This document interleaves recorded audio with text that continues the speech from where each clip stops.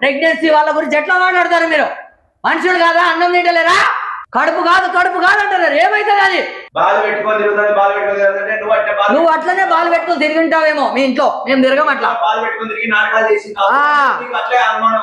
ఎంత మంది సరే నువ్వు డెలివరీ ఛార్జీలు నువ్వు కడతావా? నీకు దమ్ము ధైర్యం ఉంటే రా.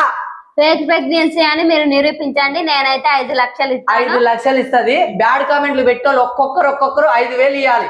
డెలివరీ అయితే 5,000 ఇస్తారా? ప్రెగ్నెంట్ గా నిజమైతే మీరే నాకు డెలివరీ ఛార్జెస్ తో 5,000 ఇవ్వండి. ఒక్కొక్కరు బ్యాడ్ కామెంట్లు పెట్టే వాళ్ళందరూ ఒక్కొక్కరు 5,000 ఇవ్వండి. లత మాత్రం ఒక్కొక్కరికి 5 లక్షలు ఇస్తుంది. ఫేక్ అని మీరు ప్రూవ్ చేయగలిగితే, దమ్ము ధైర్యం ఉండి మీకు ప్రూవ్ చేయగలిగితే, లేదు అన్నారా డెలివరీకి వచ్చి డెలివరీ ఛార్జెస్ కట్టండి. ఒక్కొక్కరు 5,000 కట్టేసి వెళ్ళిపోండి. అంతే. చాలా బాధతో ఈ వీడియో అయితే చేస్తున్నాం.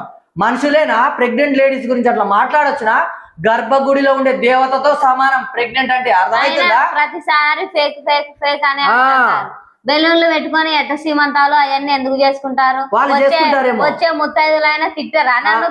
నువ్వు వీడియోల కోసం ఇట్లా చేసుకుంటున్నావే బెలూన్లు పెట్టుకొని అని నన్ను ఉంచుతారు.